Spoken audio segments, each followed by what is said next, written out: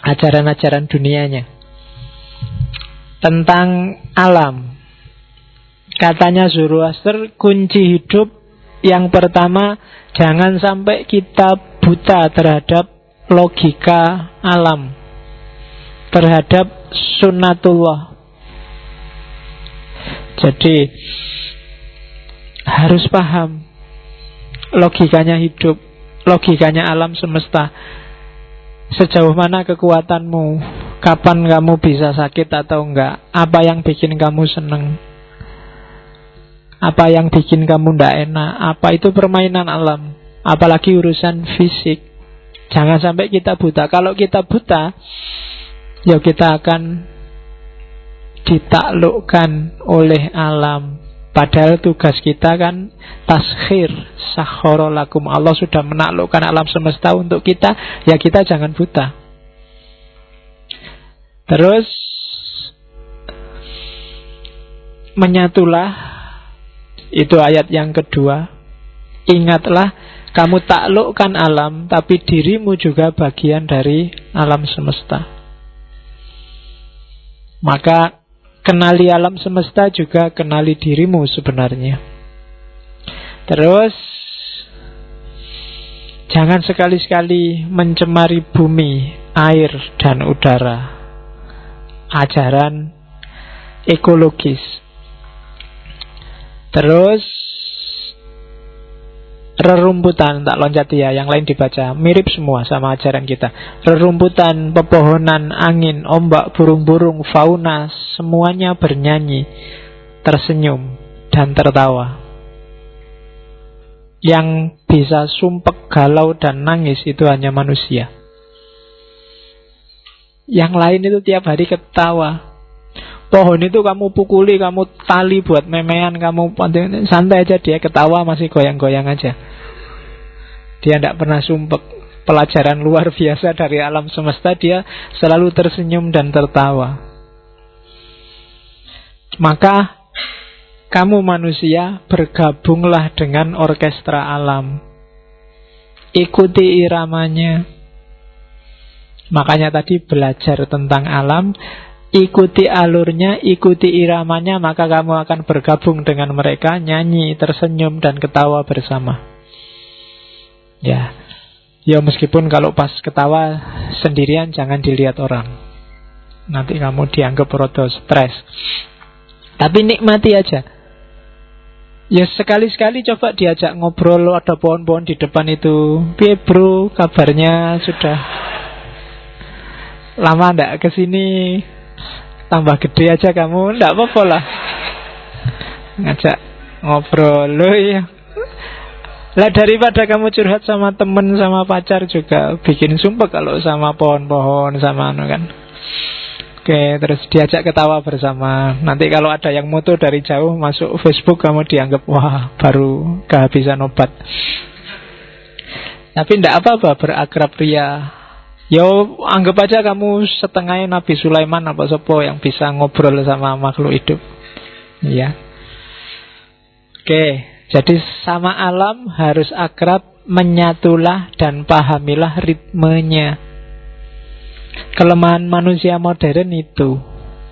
Manusia modern itu menguasai alam semesta, ngerti teorinya, tapi dia tidak masuk bergabung dengan orkestra alam. Malah dia mengacaukan ritmenya. Itu problem besar manusia hari ini. Oke. Terus baik buruk, katanya Zoroaster, baik buruk itu sudah logikanya dunia. Pasangan-pasangan itu sudah modusnya ciptaannya Ahurmas. Ada siang, ada malam, ada seneng, ada susah. Modus hidup memang semacam itu. Ada baik, ada buruk. Maka hidup ini alurnya harus cinta, bukan benci. Kamu disebut anak baik karena ada anak yang buruk. Kamu disebut anak pinter itu karena jasanya anak yang rela jadi bodoh. Loh iya kan? Kamu disebut anak yang rajin itu karena ada anak malas yang ikhlas. Kamu jadi anak rajin. Jadi ndak itu pasangan, kamu jangan membenci, jangan marah-marah, jangan sama yang beda pasangan. Ada siang, ada malam. Siang dan malam gak pernah saingan, gak pernah merasa rival, gak pernah mencaci maki, mengkafirkan. Yang siang mengkafirkan malam, yang malam mensesatkan siang, gak ada. Masing-masing ada jalurnya sendiri, ada kapasitasnya masing-masing. Dan oleh Ahurmas, semua itu memang diciptakan untuk mewujudkan visinya. Sudah kadung menciptakan surga, menciptakan neraka. Kalau manusia dibuat baik semua, lah buat apa? Sudah kandung janji ada pahala, ada siksa. Ya kalau semua sama kan nanti ada yang tidak kepake. Ya kan? Semua ada tujuannya. Kalau di filsafat namanya teleologis. Jadi ada telosnya, ada skenarionya. Terus, dan semua itu sesuai dengan citranya Ahurmas. Jadi hidup ini selalu ada baik, ada buruk, ada pintar, ada bodoh, ada siang, ada malam, ada laki-laki, ada perempuan, ada gelap, ada terang. Dan itu alami. Di Indonesia juga kan selalu ada pasangan-pasangan itu kan. Ada pemerintah, ada rakyat, ada dosen, ada mahasiswa, ada takmir, ada takmir. Pasangannya apa? Masjid. Oke. Yang tidak punya pasangan kan hanya jomblo.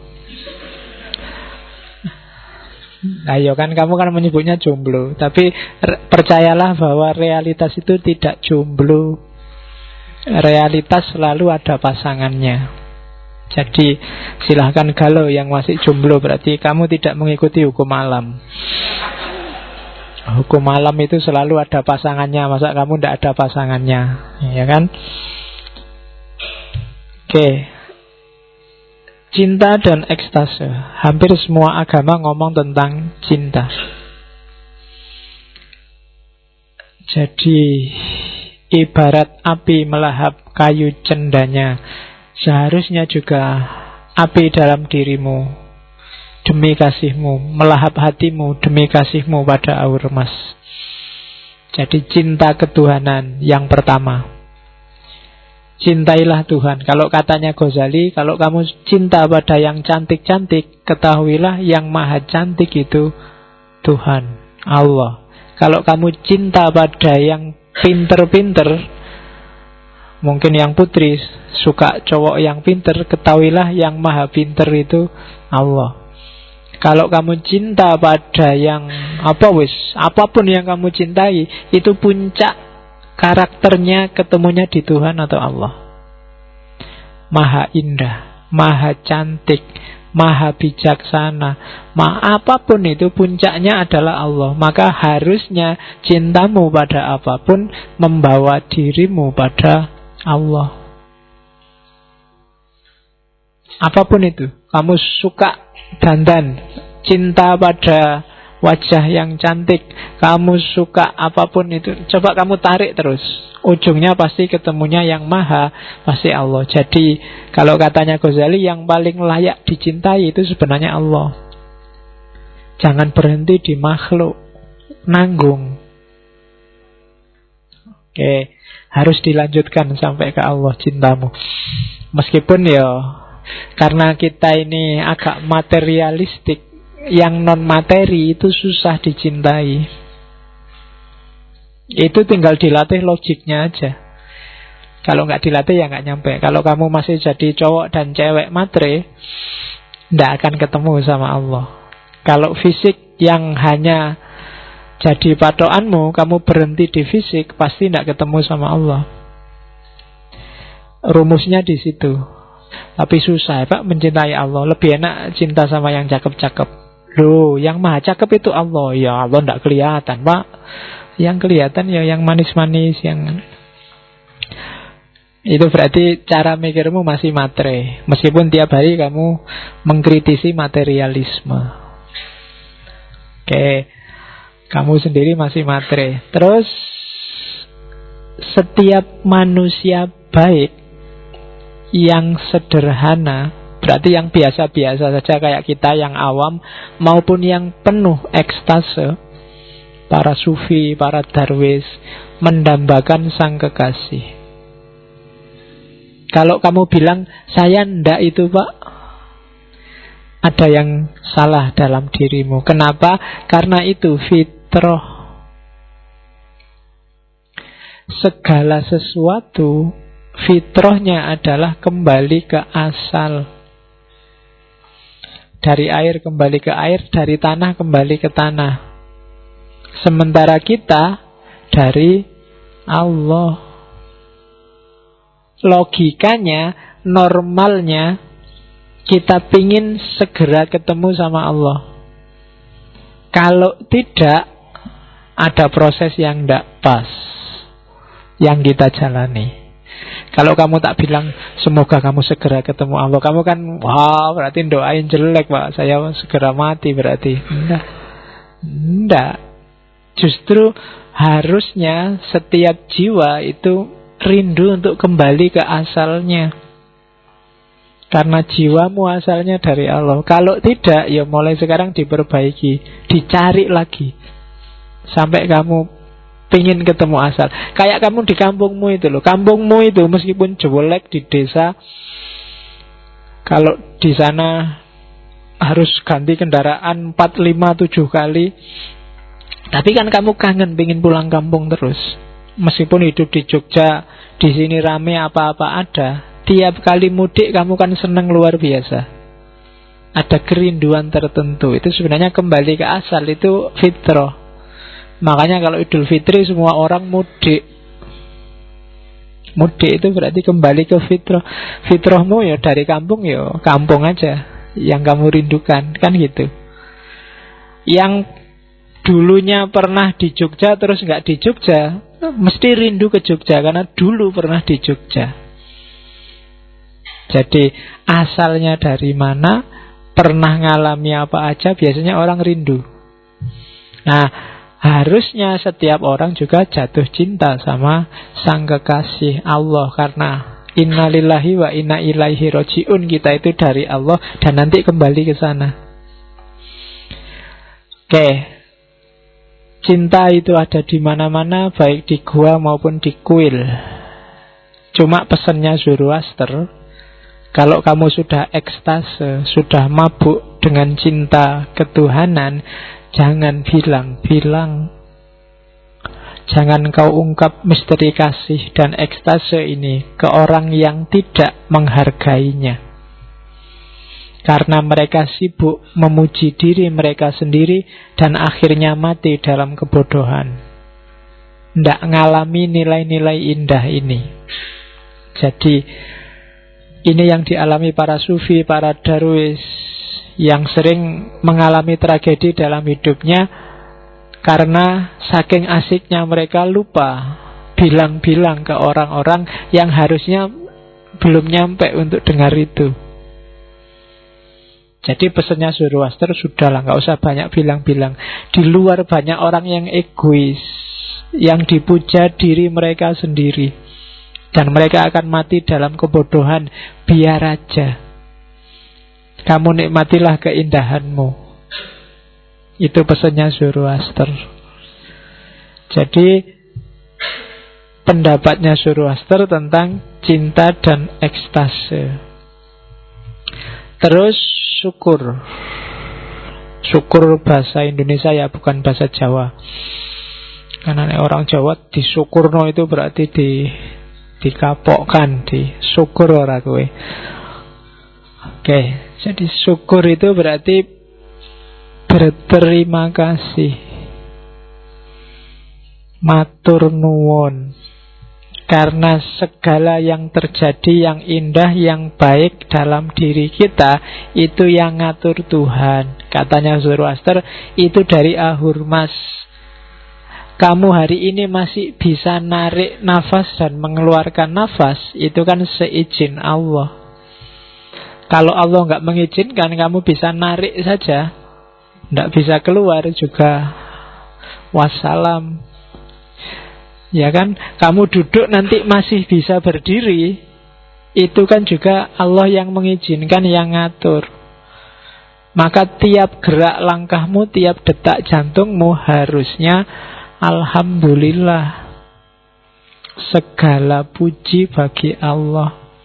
Apapun yang terjadi, sebenarnya nggak ada sedikit pun alasan kamu mengeluh kalau itu di hadapan Allah. Karena sudah sangat banyak, tidak bisa dihitung, nggak bisa dikira-kira pemberiannya Allah padamu.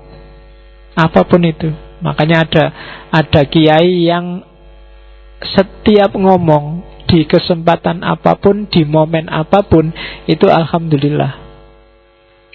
Biasanya kan kamu diatur. Kalau sedang alpa bilangnya astagfirullah. Kalau sedang geleng-geleng kepala bilangnya Masya Allah. Kalau ada yang luar biasa bilangnya Subhanallah, kan gitu. Kalau lihat orang melakukan dosa, astagfirullah, kan? Ada mahasiswi pakai rok mini, astagfirullah, kan gitu. Harusnya kalau pakai teori syukur itu alhamdulillah. Loh ya kan? Yo. Loh, alasannya banyak, tinggal kamu cari. Loh kok alhamdulillah, Pak? Loh alhamdulillah matamu masih sehat. Ya kan? Alhamdulillah kamu masih normal. Banyak orang yang nonton lawan jenisnya nggak tertarik, berarti alhamdulillah normal kan gitu. Alhamdulillah, bukan alhamdulillah karena lihatnya, tapi karena anugerahnya Allah. Oke, itu kan sudah di skenario Allah, kamu lihat itu takdirnya Allah. Terima kasih Allah dikasih bonus, kan gitu. Oke. Dan rumusnya hidup bahagia memang alhamdulillah. Minggu lalu kita ngomong kebahagiaan, sebenarnya rumus simpelnya alhamdulillah. Apapun jalannya, apapun teorinya yang kamu ajukan, kalau kamu ndak alhamdulillah, pasti kamu belum bahagia. Maka alhamdulillah lah, hayati alhamdulillah dalam hidupmu. Itu berarti kamu rela, kamu ridho diapain aja oleh Allah, berarti kamu bahagia sudah. Jadi rumusnya sebenarnya alhamdulillah. Maka syukurlah kalau di Zoroaster. Oke. Terus doa. Doa kalau menurut Zoroaster itu jalan ke surga, jalannya jiwa untuk naik ke langit dengan kendaraan kata-kata. Berdoa itu indah luar biasa. Doa itu berarti kamu merasa Allah itu dekat dan mendengarkanmu. Saya tidak tahu kalian masih rajin berdoa apa enggak ya.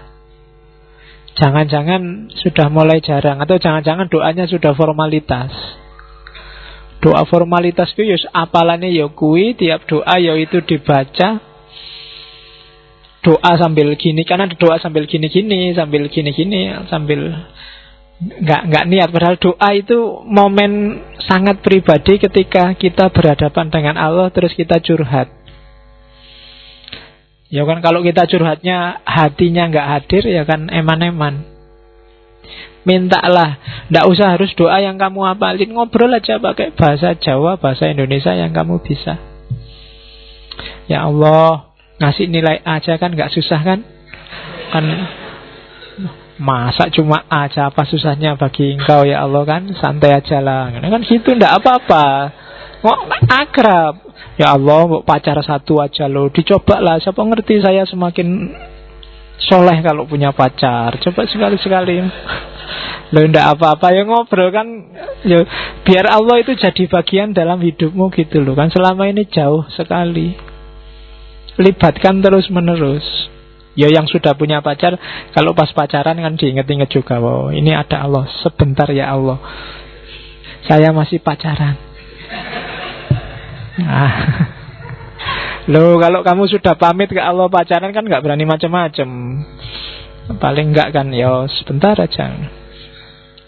Oke, boleh gak pegangan? Boleh ya, Allah sebentar aja, gak apa-apa. Oke, ya latihan. Iya kan, dan yakin Allah ndak marah kok, paling ketawa-ketawa, agak cekikian itu aja. Oke, karena Allah sangat sayang padamu. Nanti tak istighfar, tenang aja, saya masih istighfar. Oke, ya jadi kalau bahasanya Zoroaster, doa itu adalah caramu untuk naik ketemu Allah dengan kendaraan kata-kata. Terus kalau di Zoroaster dikasih saran, cara paling baik itu meditasi. Meditasi itu maksudnya apa sih? Jiwamu hadir, tenang, khusyuk, tumakninah kalau istilah kita, berhadapan dengannya. Jangan kamu di hadapan Allah, pikiranmu di mana? Kamu ngomong ndak tahu ngomong apa. Kalau kamu berdoa yang hafalan itu kan kamu sebenarnya nggak terlalu sadar kamu sebenarnya minta apa. Loh, kalau orang minta tapi nggak sadar dia minta apa yo mau dikasih.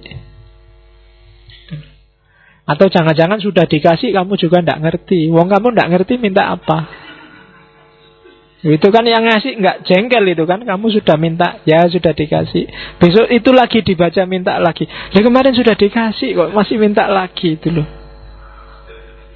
Itu yang diminta kan bisa Terus manfaatnya doa apa kalau katanya Zoroaster? Membuka gerbang-gerbang kuil di dalam diri kita agar Tuhan bisa masuk dan hadir. Doa itu kan seolah-olah bilang, ya Allah masuklah dalam hidupku. Kalau aku sendiri tidak bisa tak wujudkan. Untuk bisa mewujudkan keinginanku, engkau masuklah dalam hidupku. Makanya ada yang bilang orang yang tidak mau berdoa itu orang yang sombong. Dia merasa bisa mengatasi masalahnya sendiri. Orang yang berdoa itu berarti dia mempersilahkan Allah, masuklah ya Allah dalam hidupku. Kalau aku sendiri tidak bisa.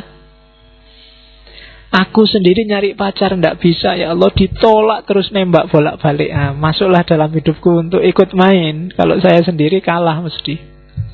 Itulah doa. Maka mintalah, ngobrollah, akrablah, curhatlah, masukkan Allah dalam hidupmu.